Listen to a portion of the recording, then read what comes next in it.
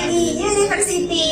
Welcome back to Bedah Buku Session with us again. Di sini ada saya Rati, tentunya tidak sendiri. Di sini mulai diperkenalkan dirinya lagi. Ada saya Arman Friza dari Logistik. Ada saya Ketia Pertama dari Logistik. Saya Asep Surya dari Logistik. Oke, balik lagi nih ke abang-abang ini. Mungkin udah nggak asing karena udah sedikit halnya nih Sobat Semanggi sama abang-abang logistiknya CSJ. Nah, kali ini kita akan membahas mengenai area fungsional dan proses bisnis. Oke, boleh dong Kak, seperti apa sih area fungsional itu apa sih Kak? Fungsi bisnis itu apa sih Kak? Oke, pertama adalah area, di mana area ini memiliki 4 fungsional utama, yaitu pemasaran penjualan, manajemen rantai pasok, akuntansi dan keuangan, dan sumber daya manusia. Seperti itu dari segi area. Oke, untuk prosesnya sendiri di sini menurut dari Dumas et al. Di tahun 2018, proses bisnis adalah sekumpulan kejadian, aktivitas, dan keputusan yang melibatkan beberapa faktor sumber daya secara bersama-sama menghasilkan menghasilkan keluaran yang bernilai bagi organisasi dan pelanggan. Sekumpulan kejadian dan aktivitas ya dalam bisnis tersebut. Nah, tadi Kang Asep ini sudah menyebutkan bahwasannya area fungsional itu ada pemasaran dan penjualan, kemudian manajemen rantai pasok, akuntansi dan keuangan, kemudian SDM-nya itu sendiri. Nah, kalau kita kenalnya itu kan ini kayak divisinya gitu loh. Divisinya ada divisi penjualan, kemudian rantai pasok atau supply chain. Ini supply chain sebenarnya masuk ke teman-teman logistik dan purchasing. Kemudian akuntansi keuangan, di sini ada FAT dan segala macam, dan SDM. Kita sebenarnya bagian dari SDM, tapi mungkin ini masuk ke HR dari perusahaan itu sendiri. Nah, dari fungsi area fungsional ini saling berkaitan ya Mas ya. Seperti apa sih keterkaitannya antara 4 area fungsional tadi Mas? Yang saling berkaitan. Contohnya dari penjualan, sales ya. Sales itu menawarkan kepada pihak pelanggan atau customer yang lain untuk barang yang ada di rantai pasok agar dijual untuk diputar kembali dan dihasilkan dan memiliki hasil keuntungan untuk perusahaan itu sendiri.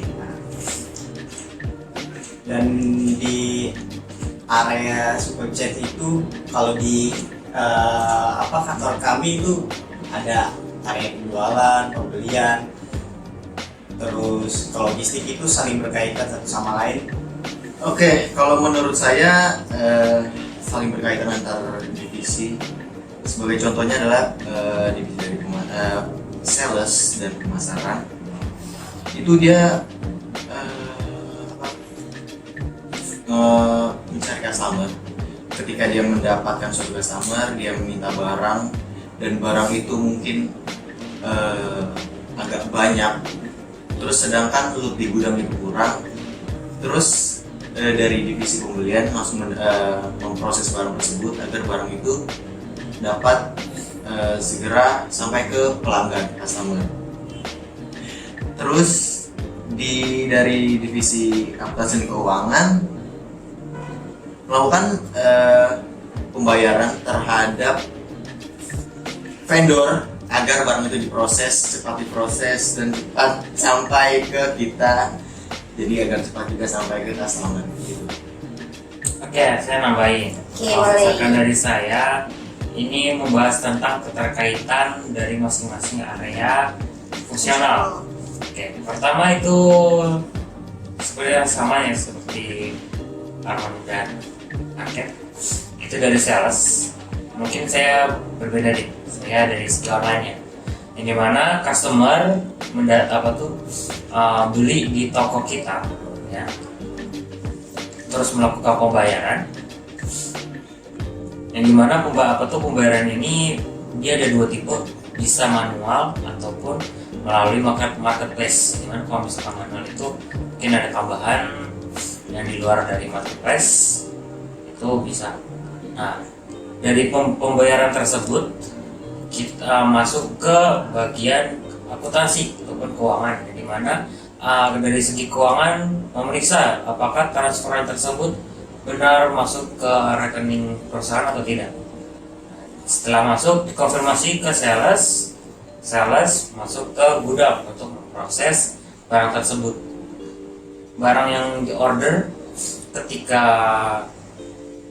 dia sesuai dengan stok yang ada, dia langsung diproses dan langsung dikeluarkan. Kalau misalkan dia tidak bisa bilang kurang, dari gudang loncat ke bagian pembelian untuk melakukan restock, penambahan stok dari orderan tersebut. Dari pembelian masuk ke vendor untuk diproses pembuatan. Selesai, masuk ke gudang lagi. Dan untuk dari segi area penjualan, mereka memproses mengeluarkan barang yang misalkan sudah jadi dari vendor dan kirim ke kita, diproses keluar dari sistem, dan akhir barang siap dikirim. Seperti itu.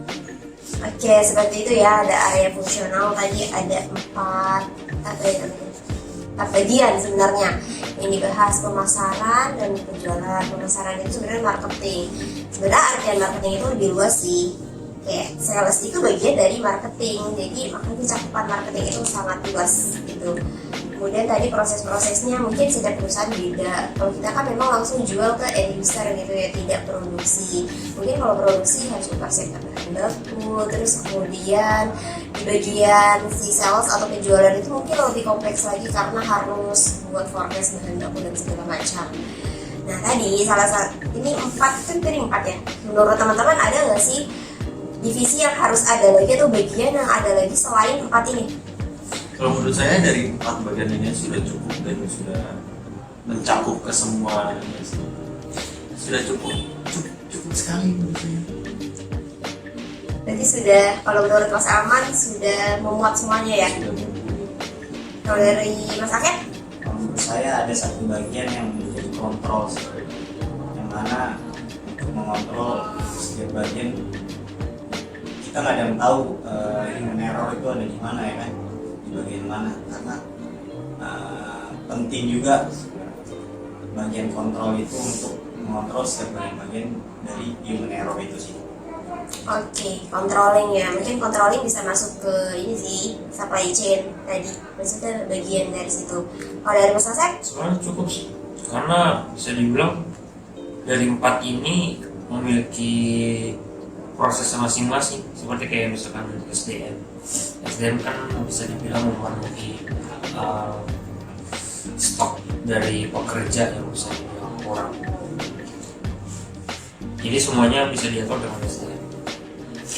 Oke, nah sudah ini kita udah clear ya untuk area fungsional. Nah, kali ini kita akan bahas mengenai proses bisnis. Boleh tolong di-share dong ke teman-teman sedikit proses bisnis seperti apa sih yang dijelaskan pada bab ini? Kalau proses bisnis dari bab ini dijelaskan itu harus selalu mempertimbangkan cara pandang pelanggan dalam setiap transaksi. Jadi gimana caranya kita membuat pelanggan puas dan akhirnya kembali ke kita dan order barang lagi. Jadi Mas Arman menyinggung bahwasannya kita harus memakai kacamata dari pelanggan. Kalau kita jadi pelanggan, terus layanan yang lama, terus barang-barang yang kita terima jelek, itu seperti apa sih perasaannya. Jadi kita harus mengedepankan itu, karena yang kita jual kan selain barang juga servis, kemudian ada jasanya juga. Sebenarnya kalau kita lengkap sih, apa yang kita tawarkan ke customer itu banyak, bukan sekadar barang doang ya. Terus juga pelayanannya terhadap customer itu memang harus ramah dan harus baik, harus full senyum sih. Kalau kan kita nggak bisa melayani customer dengan jutek, dengan ngomel-ngomelin customer, nggak bisa kan, karena tipe customer itu kan beda-beda dan setiap manusia itu punya jam yang beda-beda. Siapa tahu dia buru-buru pengen barangnya cepat, sedangkan barang itu sedang diproses packing. Dengan gimana caranya kita harus meyakinkan customer ini bahwasannya barangnya sebentar lagi selesai, jadi tidak akan menunggu lama.